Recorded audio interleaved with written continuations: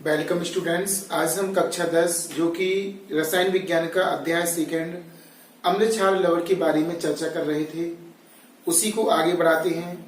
चूंकि पिछली वीडियो में हमने पीएच मान को समझा दिया था आपको, आज उसका उपयोग बताना है कि उपयोग हम कैसे करते हैं, किसका पीएच मान कितना होता है और दैनिक जीवन में इसका क्या महत्व है, इसके बारे में थोड़ा सा डिस्कशन करना है आपसे। ठीक है ना। तो डिस्कशन किस तरह से करेंगे और कैसे हम इसको समझाने का आपसे प्रयास करेंगे, वो इस वीडियो में आपको देखना है। और वीडियो को ध्यान रखना, प्रारंभ से एंड तक देखें ताकि आपके पूरे डाउट्स क्लियर हों और आप सीख सकें। नोटबुक पर नोट करना है, जो कि हम बोले यहाँ पर व्याख्या करें। ठीक है ना। तो उसको आपको नोटबुक पर नोट करना है और साथ में लर्न भी करना है आपको, है ना। अगर वीडियो आपको अच्छी लगे तो लाइक जरूर करना, अगर नहीं अच्छी लगे तो नहीं करना, है ना। नए बच्चे जो जुड़ रहे हैं सब्सक्राइब चैनल को करें ताकि उनको नई नोटिफिकेशन वीडियो की सबसे पहले मिल सके और वो देख सके।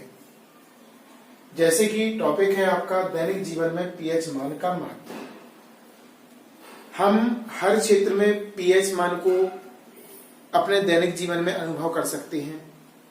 कैसे, उसके बारे में आप लोग ध्यान से देखो। जैसे कि आपको पता होना चाहिए कि जो स्वस्थ मनुष्य होता है उसके शरीर का पीएच मान 7 से 7.8 के बीच में होना चाहिए। ये एक स्वस्थ मनुष्य की पहचान है।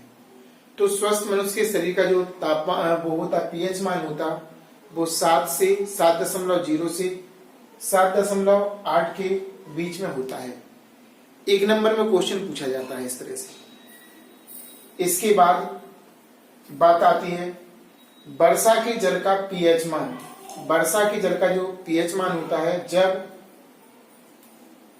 5.6 से कम हो जाता है, जब जो बरसात में पानी बरसता है उसका पीएच मान 5.6 से कम हो जाता है, तो उस बारिश का नाम अम्लीय बारिश हो जाता है। क्या हो जाता है? अम्लीय बारिश। और ये बहुत खतरनाक होता जल, जो अम्लीय जल होता है वो खतरनाक, बहुत ही हमारे लिए हानिकारक होता है। जैसे कि हमारा ताजमहल है, सफेद संगमरमर का है। अम्लीय वर्षा जब होती है तो उसका क्षय हो रहा है और वो जो चमक थी उसकी, वो चमक उसमें फीकी हो रही है, कम हो रही है। इसी कारण से हो रही है, अम्लीय बारिश के कारण। अब आगे बढ़ते हैं। तो जो आपका मोह है, मनुष्य का जो मोह होता है, मोह का पीएच मान, मोह के अंदर जो लार मोह है उसमें उसका पीएच मान 5.5 से अगर कम हो जाए, कैसा हो जाए? कम।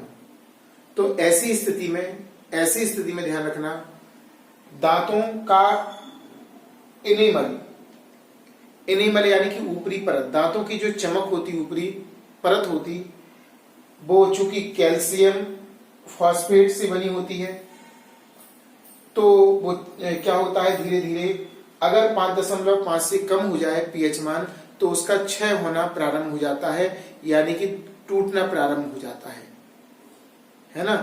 क्या हो जाता? टूटना प्रारंभ हो जाता अगर 5.5 से कम हो। तो ये अम्ल के कारण ही होता है, अम्लीय हो जाएगा, और अम्लीय हो जाएगा तो फिर क्षय होना प्रारंभ हो जाता है। क्यों? क्योंकि जो दांतों का एनिमल है वो किससे बना होता है? कैल्शियम फॉस्फेट से। याद रखना, आता भी है और बायो का क्वेश्चन भी है 1 नंबर का, कि जो दांत, जो आपका एनिमल कैल्शियम एनिमल है, जो एनिमल सबसे कठोर होता है, दांत को सबसे कठोर माना गया है, ध्यान रखना। तो एनिमल कैसा होता है? एक कठोरता को व्यक्त करता है और क्या कहलाता है? कैल्शियम फॉस्फेट से बना होता है। क्लियर? इसके बाद आपको पढ़ना है, ठीक है ना। क्या पढ़ना है? जो मधुमक्खी होती है उसके डंक जो रहता है उसमें भी अम्ल होता है। क्या होता है? अम्ल होता है आपका डंक में। क्या होता है? अम्ल। और जब वो डंक छोड़ देती है तो हमारे लिए जलन महसूस होती है, ठीक है ना। अम्ल छोड़ती है उस डंक के माध्यम से। उससे बचने के लिए हम बेकिंग सोडा का उपयोग करते हैं, जो साबुन भी बोल सकते हैं एक तरह से। साबुन को रगड़ लें वहां पर तो हमारे लिए रिलैक्स मिलेगा, है ना। अम्ल से क्या मिलेगा? रिलैक्स मिलेगा। बेकिंग सोडा यानी कि निरमा वगैरह इसको बोला जाता है। और एक और होता है नेटल। नेटल के डंक जो होता है उसमें बाल होता है, वो बाल में मैथिनोइक, कौन सा अम्ल होता है? मैथिनोइक। आता भी है एग्जाम में कि जो नेटल का डंक होता है उसमें उसके बाल में कौन सा अम्ल होता? तो मैथिनोइक अम्ल होता है, जो कि हमें जलन उत्पन्न करता है ना। क्या होता है? जलन उत्पन्न करता है। और तो इसको क्या करते हैं, अगर इसको सही करना है, जलन से राहत पहुंचाना है, तो डाक पौधे होते, डाक एक पौधा होता है ना, उसका आप उपयोग कर सकते हैं उसकी जलन दूर करने के लिए। और इसमें क्या बताया गया उसके बारे में समझो। पौधे एवं पशु का पीएच मान, देखो पौधे और पशु जो होते हैं पीएच मान के संवेदनशील होते हैं। कैसे होते हैं? पीएच मान के संवेदनशील, यानी हम कह सकते हैं पीएच मान पर डिपेंड होते हैं। मिट्टी जो होती है, मिट्टी के बारे में आपको बता दें, मिट्टी का पीएच मान बहुत अहम होता है फसल उगाने के लिए। जिस कंडीशन की फसल होती है, जिस स्थिति की, वहां की मिट्टी का पीएच मान उसी के अनुसार किया जाता है। जो आपके एग्रीकल्चर जो होता है उसमें इसका अध्ययन किया जाता है पीएच मान का। जिस फसल के लिए जितना पीएच मान चाहिए पड़ता है उतना उसको बनाते हैं पदार्थ डालकर, केमिकल डाल के पहले उसकी पीएच मान को उसके अनुकूल बनाते हैं, फिर उसमें से वो वाली फसल उगाई जाएगी, ताकि हमारे लिए अच्छी तरीके से फसल का लाभ मिल सके। और तो मिट्टी का जो पीएच मान है बदल देते हैं।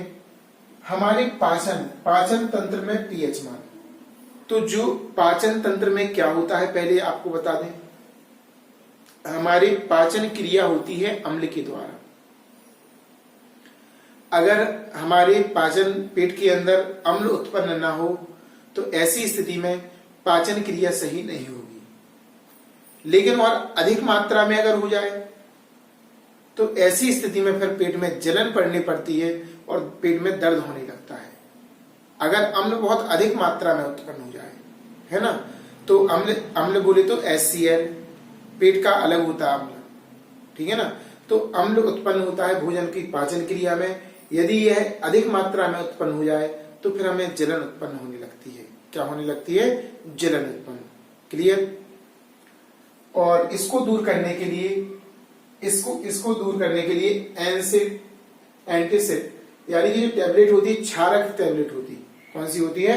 क्षारक जो टैबलेट होती है एंटीसिड पेट की जो अपच होती है उसको दूर करने के लिए, अपच जब अम्ल बढ़ जाएगा HCl हमारे उदर में तो अपच होगी, और इस स्थिति में देखो HCl की अधिकता होती है अम्ल की।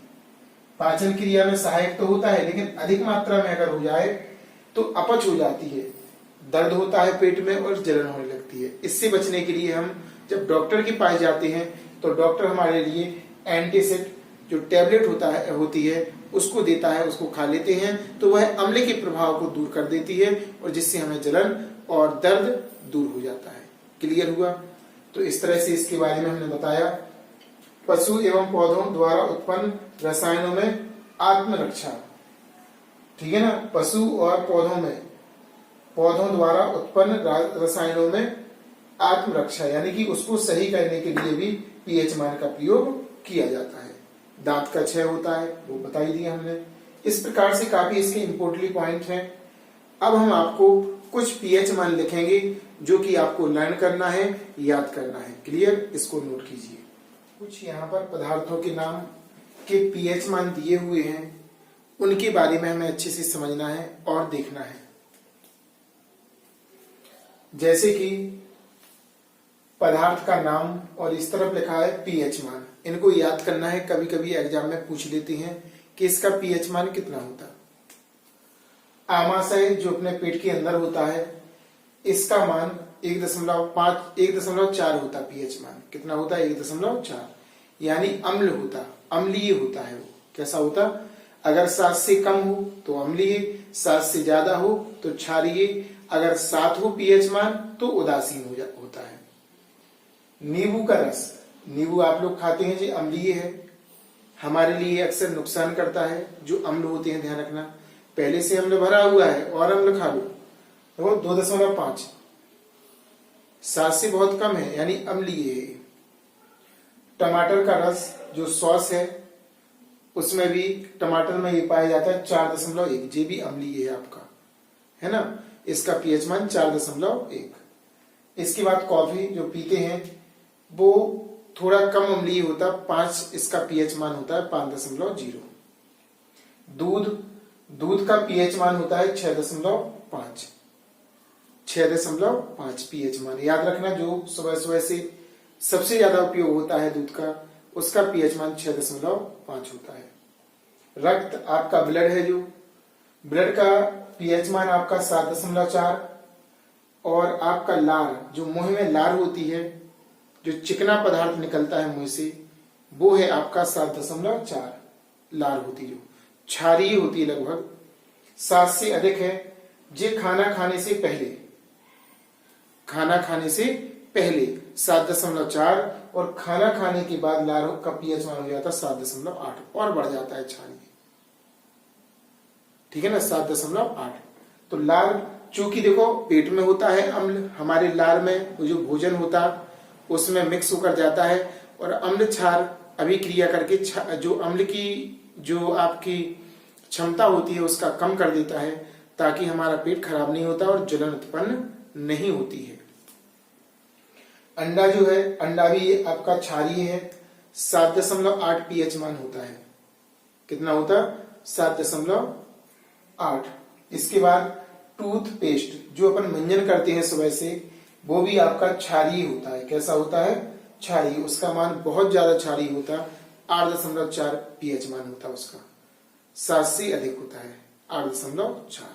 तो क्लियर हुआ होगा, इनको याद करना है आपको, ताकि आप लोग एग्जाम में कर सकें और आपको नॉलेज हो सके कि पीएच, देखो पीएच मान होते तो सभी के हैं, इतना हम बता नहीं सकते, लेकिन ये खास जो चीजें हैं जिनको आपको याद रखना है। और पीएच मान जनरली जो यूज होते हैं उतना तो आपको करना ही है हाई स्कूल में, इसके आगे फिर आगे देखना है ना, तो इसको आप लोग लर्न करना है, कॉपी पर नोट कीजिए।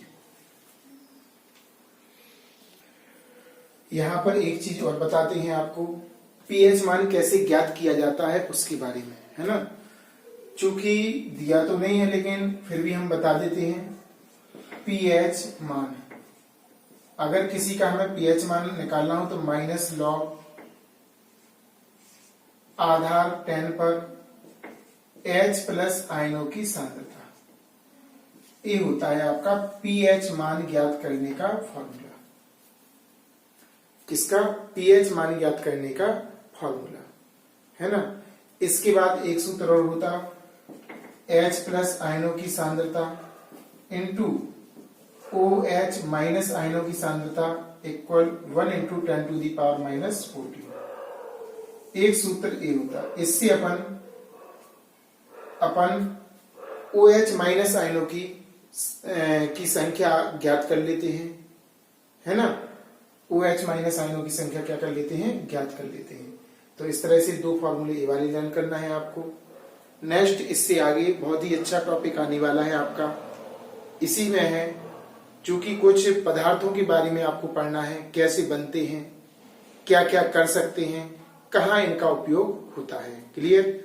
तो इसको नोट कीजिए, फिर अगले वीडियो पर मिलते हैं। याद भी करना है इसे, और नोटबुक पर आपको नोट भी करना है। क्लियर?